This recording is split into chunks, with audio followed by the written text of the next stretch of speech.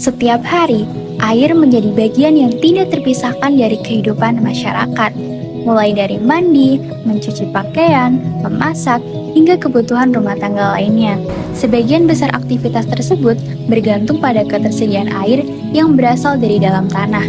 Air tanah menjadi sumber utama karena mudah diakses dan tersedia hampir setiap saat. Melalui sumur gali maupun sumur bor, masyarakat mengambil air tanah untuk memenuhi kebutuhan sehari-hari. Ketergantungan ini terus meningkat seiring bertambahnya jumlah penduduk dan kebutuhan air. Namun, penggunaan air tanah secara terus-menerus dalam jumlah besar dapat menimbulkan berbagai permasalahan lingkungan apabila tidak dikelola dengan baik. Lalu, bagaimana kondisi penggunaan air tanah saat ini dan apakah dampak bagi lingkungan serta kehidupan masyarakat di masa depan? Nah, untuk menjawab itu, perlu kita pahami dulu bagaimana sebenarnya air tanah itu terbentuk dan sejauh mana pula kemampuannya untuk bertahan. Air tanah adalah sumber daya alam yang dapat diperbarui. Melalui siklus hidrologi, air hujan merasuk ke dalam tanah, melewati lapisan batuan, lalu tersimpan di cekungan yang disebut akuifer. Selama ada hujan, vegetasi, dan lahan terbuka, maka cadangan air tanah pun akan terus terisi ulang secara alami. Namun, terbarukan di sini bukan berarti tak terbatas, di mana air tanah butuh puluhan tahun untuk terisi penuh, sementara kita mengambilnya setiap hari untuk kebutuhan rumah tangga, pertanian, hingga industri. Ketika laju pengambilan melampaui laju pengisian, maka cadangannya pun perlahan habis.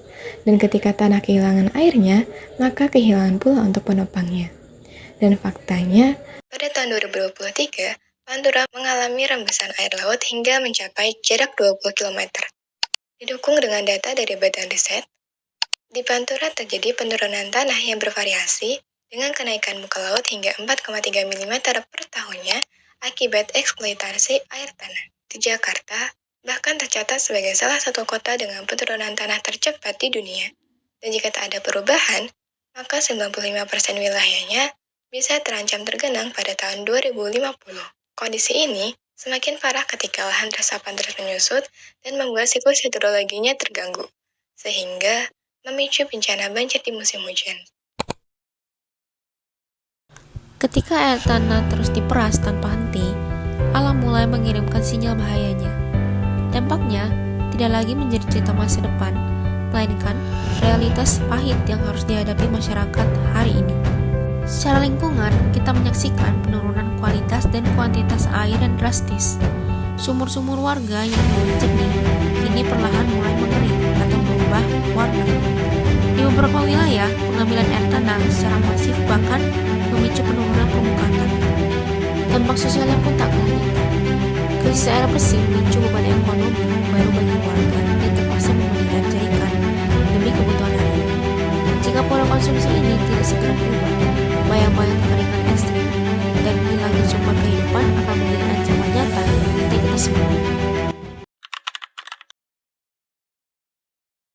Air merupakan sumber daya alam yang sangat penting bagi kehidupan. Namun, ketersediaan air bersih semakin terancam akibat pertumbuhan penduduk, pencemaran, dan perubahan iklim. Oleh karena itu, diperlukan upaya penghematan air dan pengelolaan yang berkelanjutan. Penghematan air dapat dilakukan dengan langkah sederhana seperti menutup keran saat tidak digunakan, memperbaiki kebocoran, serta menggunakan air secukupnya untuk kebutuhan sehari-hari. Kebiasaan kecil ini dapat mengurangi pemborosan air dan menjaga ketersediaannya bagi generasi mendatang. Selain itu, solusi berbasis ekologi dapat diterapkan melalui pelestarian hutan, perlindungan daerah resapan air, dan penanaman vegetasi di sekitar sumber air. Ekosistem yang sehat mampu menyerap, menyimpan, dan menyaring air secara alami sehingga kualitas dan kuantitas air tetap terjaga. Pengelolaan air yang berkelanjutan juga dapat dilakukan dengan memanen air hujan, mendaur ulang air untuk keperluan tertentu, serta mengurangi pencemaran sungai dan danau. Dengan menggabungkan teknologi ramah lingkungan dan pelestarian alam, kebutuhan air masyarakat dapat terpenuhi tanpa merugikan lingkungan.